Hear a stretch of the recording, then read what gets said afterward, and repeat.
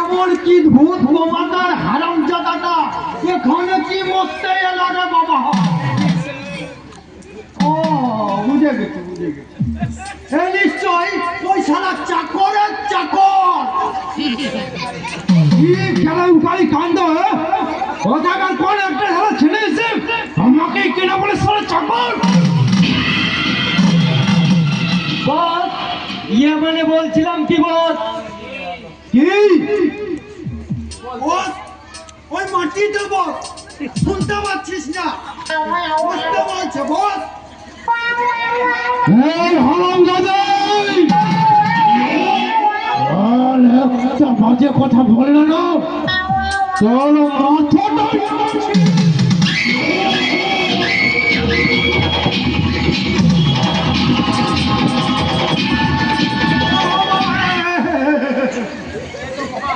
সবাই তো মহা কেলেঙ্কারি কাণ্ড। মেয়ের ভেতরে ছেলে মানে নকল মেয়ে। গোপাল আমার ছেড়ে দাও বাবারা, আমি কি করতে কি করে ফেলেছি আমি নিজেই জানি না। আসলে আসলে আমার মাথাটাই খারাপ, আমি একটা তো পাগল মানুষ।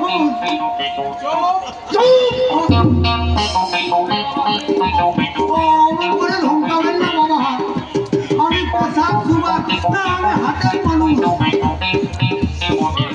তোর সব লোক আমি সরিয়ে দেবো। বলুন বস। এই সাদের মেয়ে সাদের বড্ড শখ দেখছিলে, এখানে ওই মেয়েদের সাথে যেটা করা হয় না রে, এর সাথে তাই কর।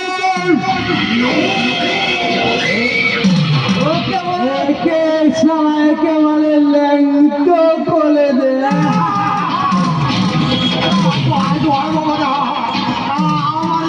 আমার মান সম্মান একেবারে ধুলোই দোহাই দোহাই বাবারা।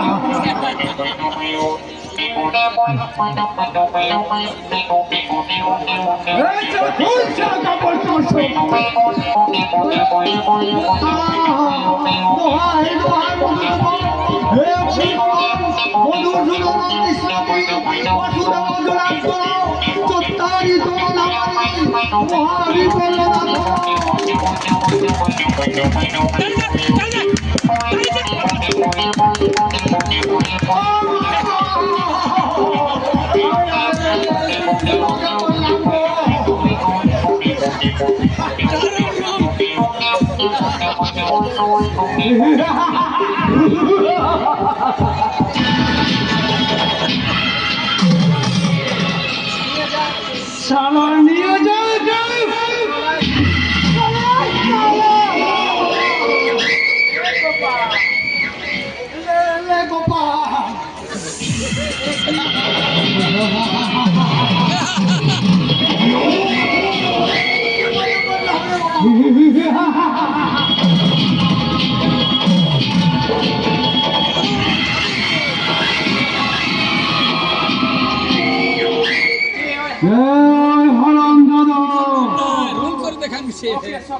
কি সত্যি এই কোন পাগল নাকি কোন পুলিশের গুপ্তচর? তাই যদি হবে ও শালাকে কেটে কুচি কুচি কুচি কুচি করে দাও। ছি ছি ছি ছি ছি ছি ছি, এটা তো কি বলছেন রে ভাই? যত বড় হারামি হই না কেন, তবু তো আমি তো দাদা। দাদা কখনো তার ভাইকে কেটে ফেলতে পারে? জানি দাদা জানি, তোমার উপরটা যতই কঠিন হোক না কেন আসলে ভিতরটা তোমার একেবারে নরম। তাই ভাবছি আমি আর তোমার কথার অবাধ্য হব না। এই তো আমার ভাইয়ের প্ল্যানটা খুলে গেছে। আসলে আসলে সবই ওই ইঞ্জেকশনের গুণ। আরে ভাই হ্যাঁ, সবাই জানছে তোকে নাকি আমরা ভুল ইঞ্জেকশন দিচ্ছি, কিন্তু তুই তুই বিশ্বাস কর ভাই ভাই তোকে আমি ওই ভিটামিন ইনজেকশন দিয়ে না ওই কাঁচা বেলটাকে পাঠিয়ে দিয়েছি। এই কে আছিস ও দড়িটা নিয়ে আয়।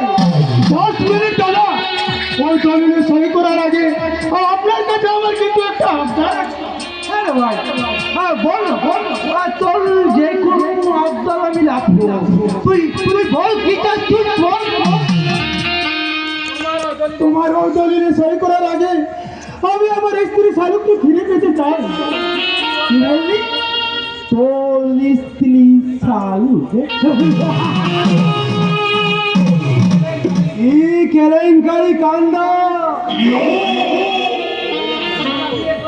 সারা বিয়ে করে না হতেই তোর মাথা গেলে হয়ে গেছে রে।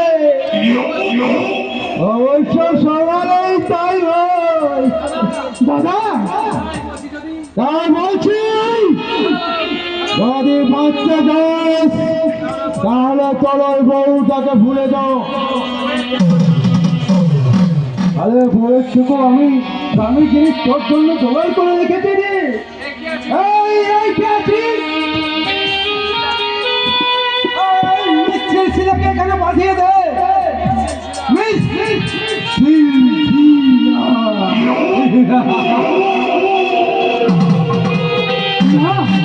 কোনো কিছুর বিনিময়ে আমি আমার চরিত্রের অপবিত্র হতে দেবো না। আমি যে আমার চালুককে ভালোবাসি আর সেই ভালোবাসাকে বাঁচিয়ে রাখার জন্য প্রয়োজনে আমি মরেই যাব। তাহলে এসো না ডার্লিং, আমার এই যৌবন শরীরে তুমি হাবুডুবুতে মরবে। খবরদার এখান থেকে চলে যাও চলে যাও বলছি।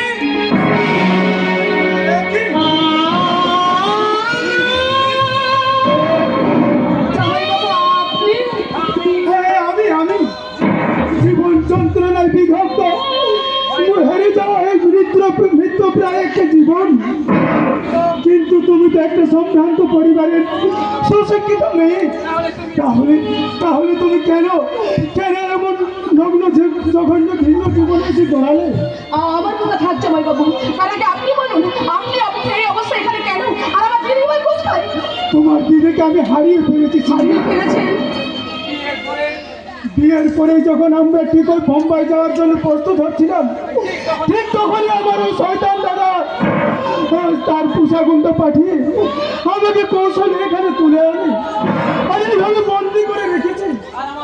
আমার দিদি সেদিন সেখান থেকে ফিরে আসার সময় আমার এক বন্ধুর কাছে শালুককে রেখে বলেছিলাম কয়েকটা দিন তুই তোর কাছে আমার শালুককে আশ্রয় দে, ফিরে এসে আমি আবার তোর কাছ থেকে আমার শালুককে ফিরিয়ে নিয়ে যাব।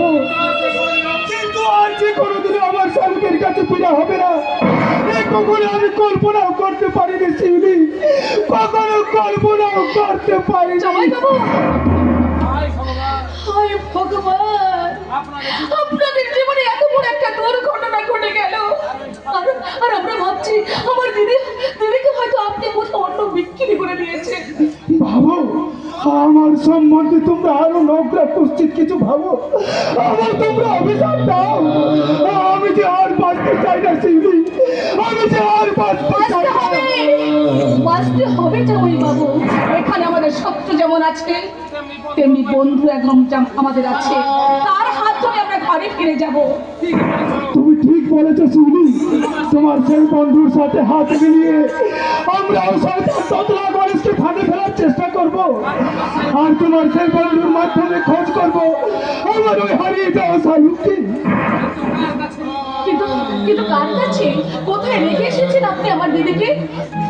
আমার এক সাংবাদিক বন্ধু ওই আবির সান্যালের বাড়িতে। আবির সন্তান সে কোথায় থাকে?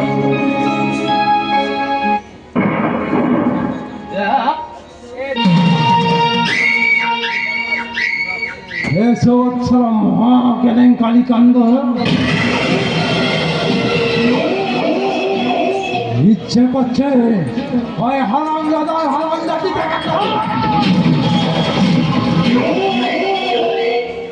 চেপে যা চেপে যা এখন কিছুই করিস না। হাতে চলে বলিস না উল্টে যায় যায় যায় আগে আমাকে ওদের ওই বন্ধু মানে সোশ্যাল ভিতরের ভূতটাকে খুঁজে বের করতে হবে আর তারও আগে আমাকে জানতে হবে কোথায়